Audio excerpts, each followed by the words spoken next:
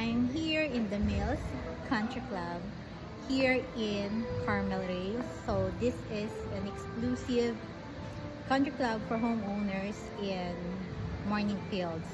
Pero kahit hindi ka lot owner sa Morning Fields, you can avail a membership here for a one-time fee of 220,000.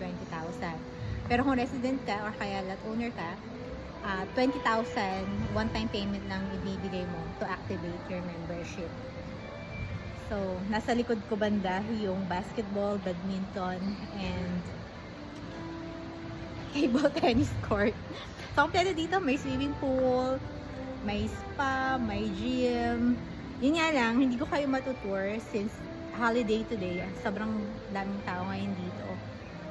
Mga nagre-relax, is may spa nga. Then, may mga meeting rooms.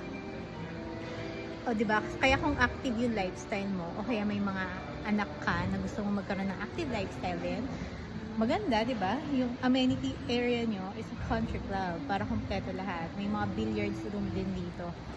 So, if you want to have a tour, let me know. Napakamura lang ng lot sa Morning Fields at Carmen Lea for 28,000 per square meter.